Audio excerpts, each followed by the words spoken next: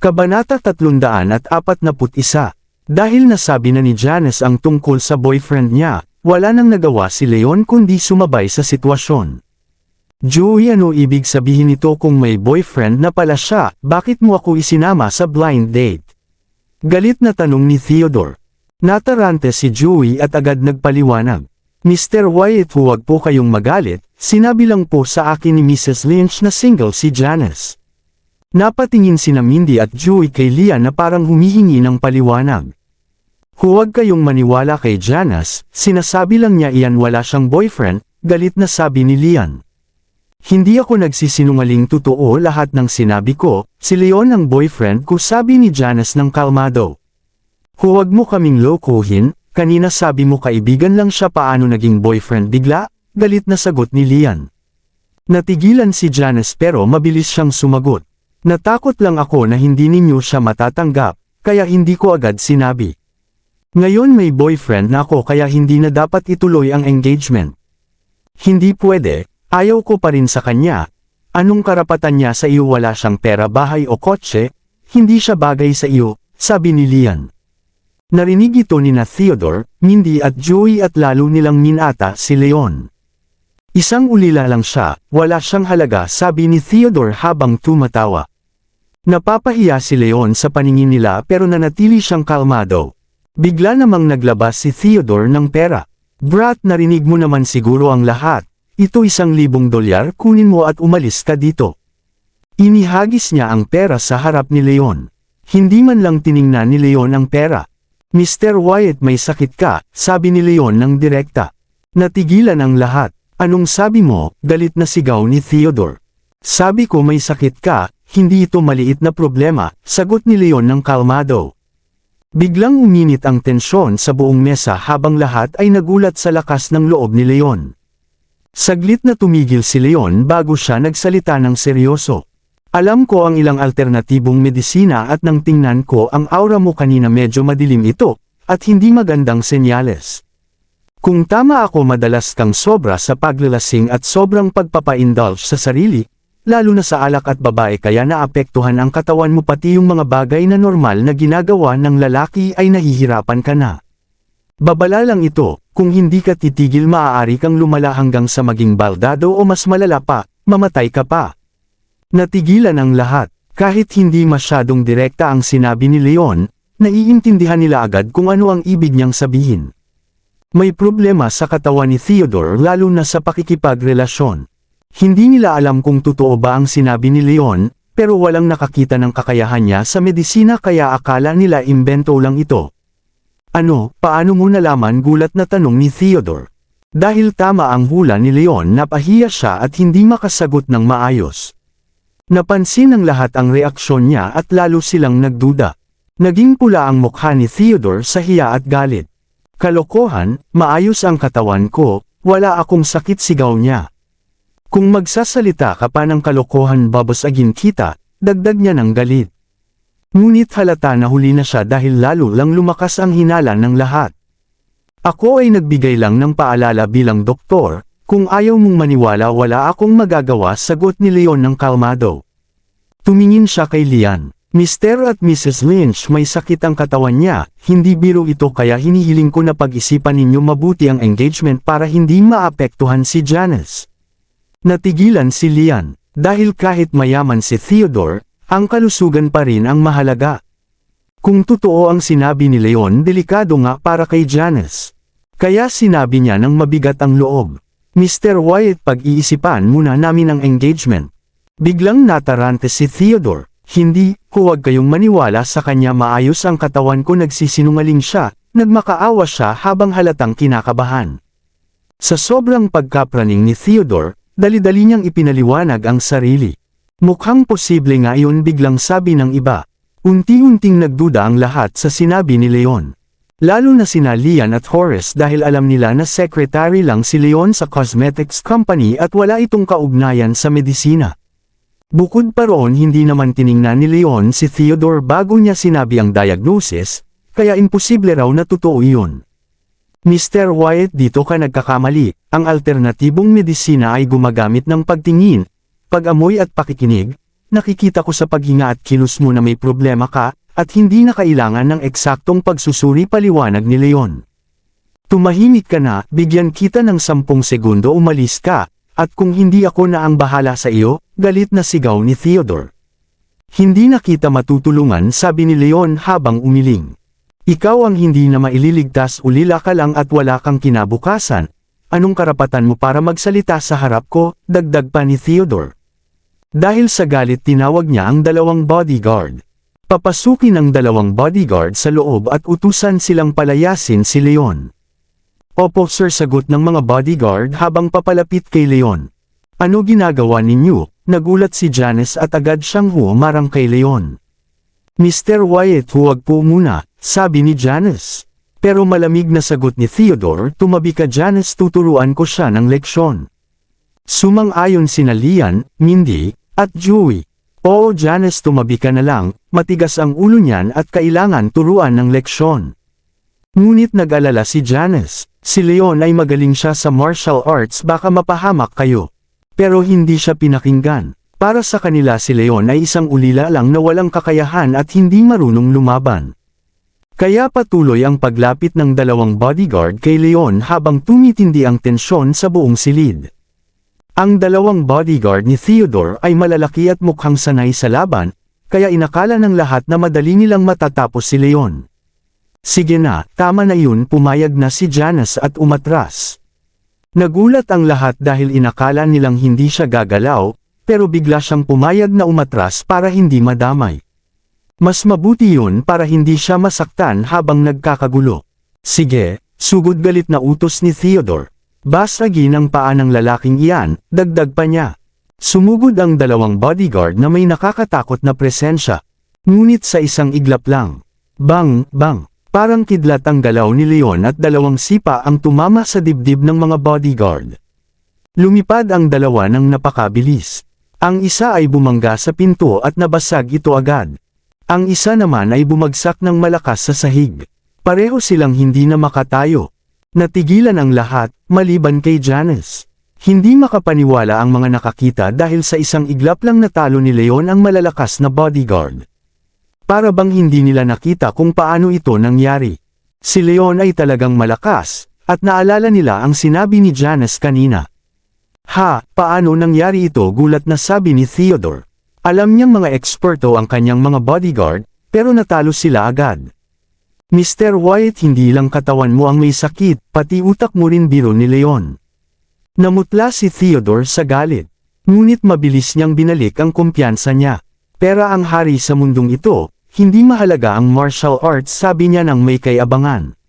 Speechless si Leon dahil alam niyang hindi na makatwiran ang kausap niya. Sa tingin mo natatakot ako? Tanong ni Theodore na mayabang.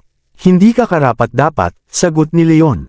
Pinagmamasdan niya si Theodore at malinaw na nakikita niyang hindi kayamanan ang problema, kundi ang ugali nito. Maraming salamat sa lahat ng sumusubaybay. Please subscribe and follow my YouTube and Facebook channel, Filipino Novel. Maraming salamat po. Kabanata 345. Matapos ang lahat ng nangyari, naging kampante si Leon dahil may mga koneksyon na rin siya. Hindi lang sa mga Youngs, kundi pati sa mga Wicks at Shears ay maganda ang relasyon niya. Ang Shears ay business partners pa niya. Kaya kahit hindi niya kaya makipagsabayan sa mga tunay na malalaking pamilya, para sa kanya si Theodore ay hindi na niya dapat pinapansin. Pera at kapangyarihan ko ang nagbibigay sa akin ng lakas ng loob, sabi ni Theodore habang tumatawa. Yung pananakit mo sa bodyguards ko kanina, assault iyon, tatawag ako ng pulis at ipapakulong kita, pagkatapos doon ka na magdusa sa kulungan, dagdag niya.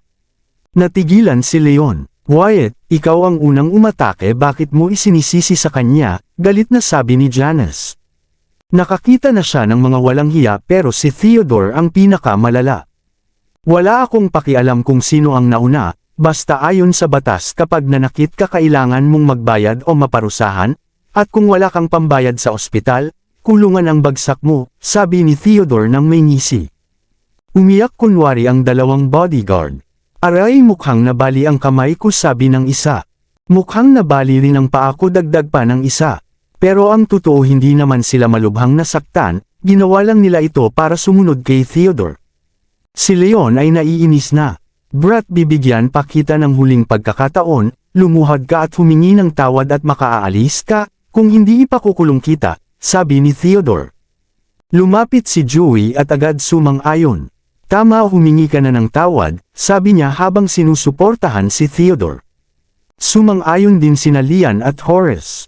Leon, mas mabuti kung humingi ka na lang ng tawad, sabi nila. Dahil alam nila na wala siyang pera o kapangyarihan laban kay Theodore. Si Janice ay nag-aalala rin. Leon, ano gagawin natin, tanong niya ng kinakabahan. Alam niya na si Leon ay magaling lang sa laban, pero wala siyang impluwensya sa negosyo o batas kaya natatakot siyang mapahamak ito. At ngayon mukhang si Theodore ang may hawak ng sitwasyon. Kung gagamitin pa ni Theodore ang kanyang koneksyon, maaaring tuluyang makulong si Leon ng matagal.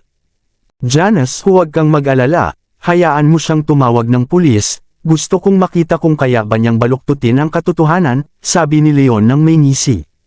Hindi laruan ang batas, at hindi basta-basta nagpapahuli ang pulis dahil lang sa gusto ng isang tao. Ang mga salita ni Theodore ay nakakatakot lang sa mga karaniwang tao tulad ni Janice, pero hindi yun gumagana kay Leon. At kung gagamit siya ng maruming paraan, mas lalo lang siyang mapapahamak. Brat, binigyan na kita ng pagkakataon pero ayaw mo pa rin, sabi ni Theodore habang kukunin ang kanyang telepono para tumawag ng pulis. Ngunit biglang may narinig na mga yabag. Sino ang gumugulo sa hotel ko, lumabas ka ngayon. Isang malakas na sigaw ang narinig. Pumasok ang isang lalaking nasa edad 40 kasama ang 5 matitipunong tauhan.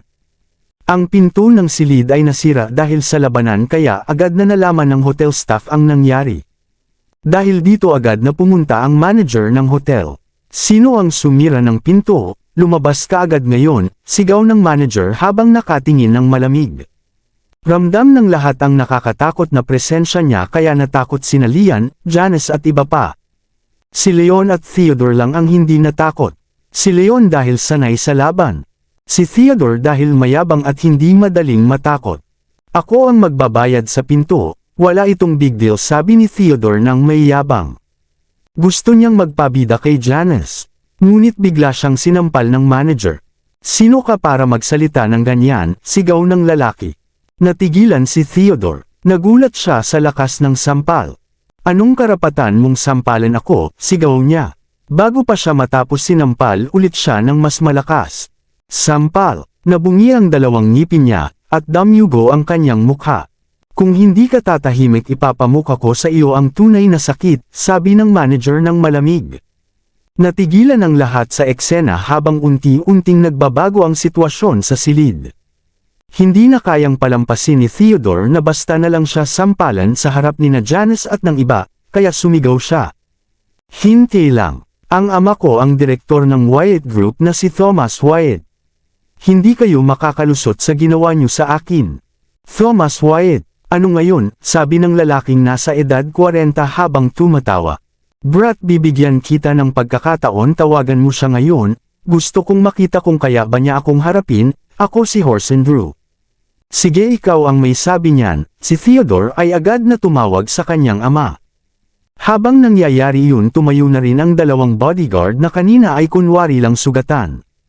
Mr. Wyatt, huwag. Nagbago ang kanilang mga mukha nang marinig ang pangalan ni Horson. Mr. Wyatt, hindi mo alam kung sino siya si Great Mane Tiger Horson, isa sa 4 Tigers. Hindi lang siya malaking tao sa underworld, kundi tauhan din siya ng Southern King. Ano isa sa 4 Tigers, tao ng Southern King? Natigilan si Theodore at nanginag sa takot. Alam niya kahit papaano ang mundo ng sindikato dahil sa bar at nightlife. Ang 2 Kings at 4 Tigers ay mga pangalan na hindi pwedeng kalabanan. Kahit pa dumating ang kanyang ama, mahihirapan itong harapin ang taong tulad ni Horson. Lalong-lalo na ang 2 Kings na mas malakas pa sa lahat. Hindi lang si Theodore ang natakot, pati lahat ng nasa loob ng silid. Namutla silang lahat dahil sa takot. Brat, hindi ba gusto mong tawagan si Thomas? Tawagan mo na, sabi ni Horson ng malamig. Nanginginig si Theodore at pinunasan ang kanyang pawis. Mr. Drew, kasalanan ko. Hindi ko alam kung sino ka, patawarin mo ako. Babayaran ko lahat ng nasira ko ng doble pa. Ngumisi si Horson. Sa tingin mo pera ang habol ko.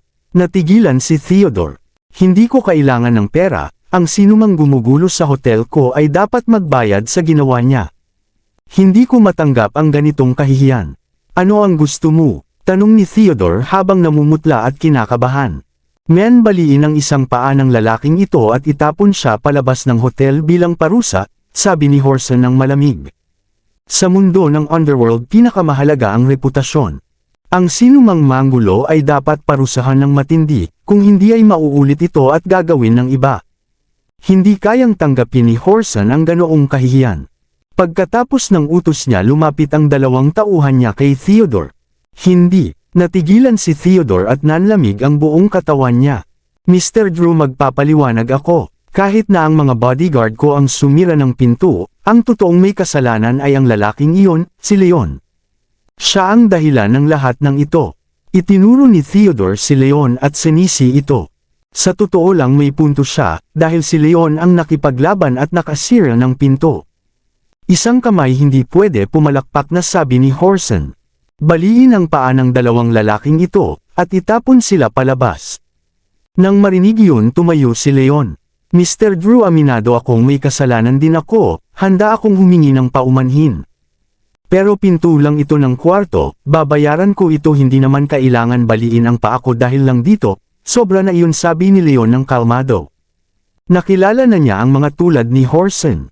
Isa ito sa Four Tigers. At katulad ng iba wala silang kinikilalang tama o mali. Sobra ba? Sino ka para magsabi niyan? Kahit sobra ako, ano magagawa mo, sabi ni Horson habang pinapatama ang kamay niya sa mesa. Biglang may bakas ng kamay ang lumitaw sa matigas na kahoy na mesa. Nagulat ang lahat, parang eksena lang sa pelikula. Kung mesa pa lang nabasag niya sa lakas, ano pa kaya ang buto ng tao? Ngumiti si Horson sa reaksyon nila. Dito sa underworld, ang lakas ang sinusunod. Brat, kilalanin mo ang lugar mo, kung hindi lang paa ang mababali sa'yo. Sabi niya ng malamig. Hindi ka sapat para gawin iyon, sabi ni Leon ng kalmado. Nagbago ang hangin sa loob ng silid. Sapat ang lakas mo, pero matigas pa rin ang ulo mo, kahit nasa harap mo na ang kamatayan. May tapang ka, pero tanga ka rin, sabi ni Horson ng galit na galit. Dakpin siya at baliin ang kanyang mga paa. Agad sumugod ang mga tauhan ni Horson papunta kay Leon na may mababanggas na ekspresyon. Tapos na siya, karapat dapat lang sa kanya yan, sabi ni Theodore na tuwang-tuwa habang pinapanood ang nangyayari. Wala na siyang pakialam kung ano mangyari kay Leon. Basta may bantan lang ang galit kay Leon, tatawagan niya ang kanyang ama para ayusin ang lahat. Pagkatapos nun malamang papakawalan na rin siya ni Horson. Siya mismo ay makakaligtas pa rin. Kasalanan niya yan, sabi ni Lian at iba pa habang umiiling at naaawa kay Leon. Kahit nakita nila na malakas si Leon dahil natalo niya ang mga bodyguard ni Theodore, alam nilang mas marami at mas malalakas ang tauhan ni Horson. At higit sa lahat si Horson mismo ay isang eksperto. May koneksyon pa siya sa Southern King. Kahit gaano kalakas si Leon wala siyang laban dito. Katawa-tawa lang. Kilalanin mo ang lugar mo, sabi ni Leon habang sumugod siya imbes na umatras. Para sa kanya mali ang mangbuli ng walang dahilan. Kung ganoon ang ugali ni Horson wala siyang dahilan para magpigil. Bam, bam, bam. Parang tigre si Leon sa gitna ng mga tupa. Isa-isang bumagsak ang mga tauhan ni Horson. Sa isang iglap lahat sila ay nakahiga na at hindi na makatayo. Hindi inasahan ni Horson iyon. Matalas ang tingin niya. Matalas ka pala sa martial arts, sabi ni Horson. Ngunit naramdaman niya na walang tunay na inner energy si Leon, kaya inakala niyang external lang ito. Hindi siya nababahala. Galit na galit si Horson. Ipapakita ko sa iyo ang tunay na lakas ng internal power. Sumugod siya kay Leon ng buong lakas. Nakakatakot. Sabi ng lahat habang nakakaramdam ng pressure mula sa suntok ni Horson. Sigurado patay na si Leon. Sabi ni Theodore. Hindi pa, sigurado may laban pa rin si Leon, sabi ni Janice ng kalmado. Kabanata 350. Sabi ba yun, maghihintay na lang tayo at tingnan natin. Gusto kong makita kung paano makakaya ng payat na katawan niya ang suntok ni Mr. Drew, sabi ni Theodore habang sumisinghot. Tumango rin sina Lian at ang iba pa. Nakita na nila kung gaano kalakas ang atake ni Horson kanina. Ang katawan ni Leon ay gawa pa rin sa laman at dugo. Kaya kahit paano niya saluhin ang suntok na iyon, siguradong mababalian siya ng buto. Maliban na lang kung may himala, malamang hindi na makatayo si Leon laban sa atake ni Horson. Ngunit bago pa nila matapos ang iniisip nila may nakakagulat na nangyari. Nakailag si Leon sa suntok ni Horson. Kahit ibinigay pa ni Horson ang buong lakas niya at namula na ang mukha niya hindi pa rin niya matamaan si Leon. Wala yan, ang apat na tigre sabi ni Leon habang nakangiti, sa kanya sinipa si Horson sa dibdib kaya lumipad ito. Bang! Bumagsak ang katawan ni Horson sa mesa at gumuho ang kahoy na mesa. Pagkatapos ay umubos siya ng dugo at mukhang malubha ang kalagayan niya. Wala na siyang dating na nakakatakot na anyo. Natulala ang lahat sa nakita. Halos bumagsak ang panga nila sa gulat. Walang inaasahan na si Leon ay hindi lang nakailag sa suntok ni Horson, kundi napalabas pa niya ito ng dugo sa isang atake lang. Natalo niya si Horson sa isang iglap. Sa kanilang paningin napakalakas na ni Horson, pero ganoon na lang kadali siyang natalo ni Leon. Gaano ba kalakas si Leon? Paano ito posible? Sabi ni Horson habang pilit na tumatayo. Pinunasan niya ang dugo sa gilid ng bibig niya na puno ng gulat. Intermediate innate stage siya, pero natalo siya ni Leon sa isang suntok. Ibig sabihin advanced innate stage o baka mas mataas pa sa peak innate stage si Leon. Pero wala siyang ipinapakitang true energy, kaya dapat external power user siya. Paano niya naabot ang ganoong lakas gamit lang ang external power? Napaka-imposible nito. Sino katanong ni Horson kay Leon habang sinusubukang hulaan ang pagkatao niya? Ako lang ito, ako sagot ni Leon. Ikaw, nagalit si Horson at muntik na siyang muling samuka ng dugo. Sa lakas ni Leon hindi siya isang hindi kilalang tao sa Springfield City. Pero wala siyang magawa kung ayaw nitong sabihin ang pagkatao niya. Hoy, huwag kang magyabang. Wala akong pakialam kung sino ka. Kapag sinaktan mo ako, kalaban ka ng Southern King. Hindi ka niya palalampasan, sigaw ni Horson. Ano nananakot ka ba tanong ni Leon habang nakataas ang kilay? Maaaring may koneksyon siya sa Shears pati sa Youngs at Wicks, pero hindi siya kabilang sa mga pamilyang iyon. Walang magtatanggol sa kanya kung mangyari man iyon. Kung gagawin niyang kaaway ang Southern King, maaaring hindi maganda ang kahihinatnan niya. Oo, at kahit hindi kita kaya, may napakaraming eksperto ang Southern King. Napakalakas niya at madali kang mapapatay, sigaw ni Horson na puno ng yabang. Tama iyon, kahit sino ka papatay ka kapag kinalaban mo ang aking ama, may malamig na tawa na narinig.